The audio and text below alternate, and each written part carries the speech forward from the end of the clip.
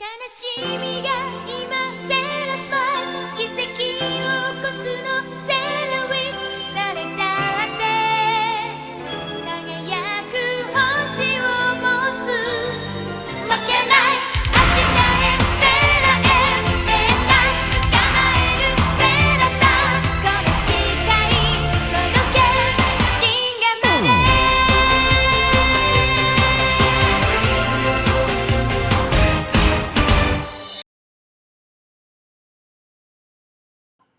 What's going on, guys? This is your boy Kenny, and we're back with another Sailor Moon Crystal, season 2, episode 18. Guys, it's been a lot in this episode that's been revealed, and this one is Invasion Sailor Venus. Guys, I love me some Sailor Venus.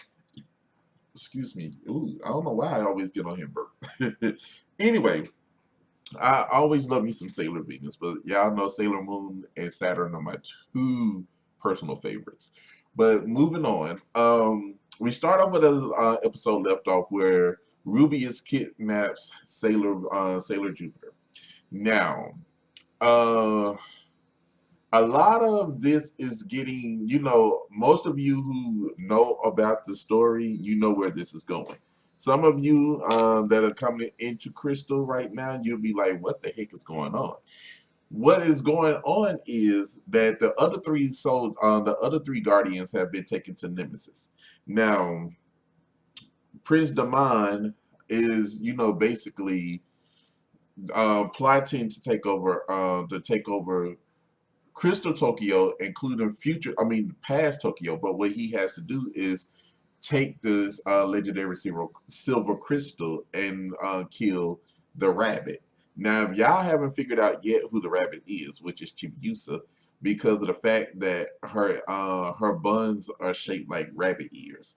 Damon is sitting around with his cohorts, which is Rubius, Saphir, which Saphir is his brother, and Esmeralda, which Esmeralda is what I'm used to calling her Emerald.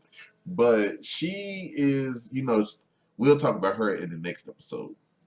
However, at this point, Wise Man comes in and explains to them that they need to, eliminate the competition, which is the White Moon.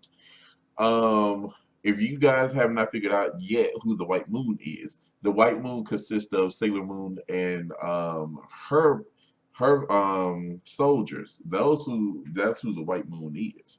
Now, with all this being said, you see all three of the soldiers on Damon's screen, but what he really wants is Neo Queen Serenity, which is, well, I can't spoil. If y'all don't know who Queen Nail Serenity is, then well, I know the new ones that are coming in. You don't know who she is, so I won't spoil that right now. But for those of you who are Sailor Moon fans and you don't know who she is, why are you on my channel?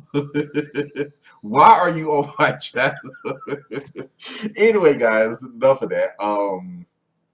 So we get back to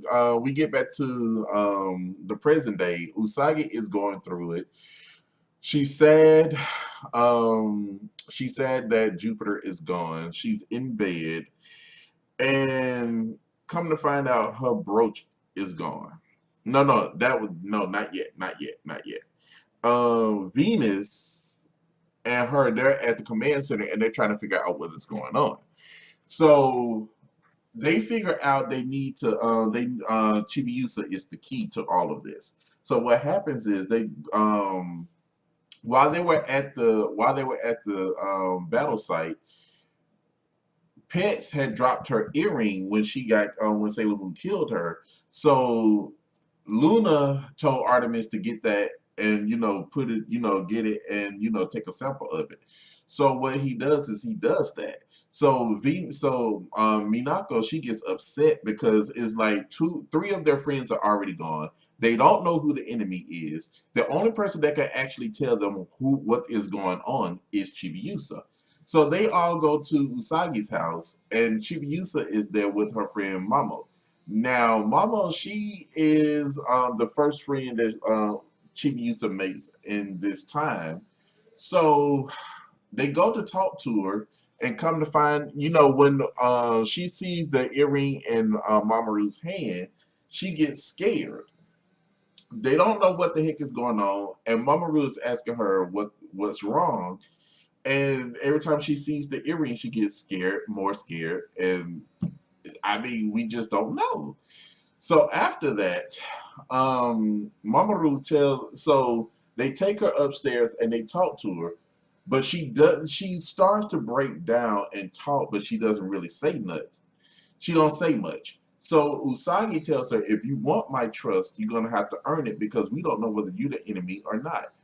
She used to say, I'm not the enemy. We don't know that. Now, I'm gonna put this little cliff note in here. If any of you have seen the original Sailor Moon, you know that Chibiusa was a brat, an entitled little self, whiny little girl. She got on everybody's nerves. But this Chibiusa right here, you guys will love her so much. I mean, yeah, I'm not gonna spoil too much, but right here, this is the version of Chibiusa that we all fell in love with because I loved her so much in this, but I wanted to kill her in the original. But moving on, so the next day they find it comes to the point where things have to, things are just going all out of control. Calaveras, which is the final Spectre sister, she comes down. Well, Rubius had, she's wanted Rubius to let her fight. So she comes down and she basically takes over the town with her, hypnotic trances. So what she tells everybody is she's basically she's a medium, and she can, well, everybody know what a medium is. So Neru and Umino, they take her into the library because you know Nairu, she comes to find out that she sees Usagi is sad. Now, normally she'll see her with Ami and the rest of the girls, but lately she's been pouting. Well, not pouting, but she's been sad. So Nairu gets her and try to stitch her up, and they go to the library. Umino puts in this videotape, and when he does, she sees Calaveras, and Calaveras basically says she's from the Black Moon. That right there alarms Usagi.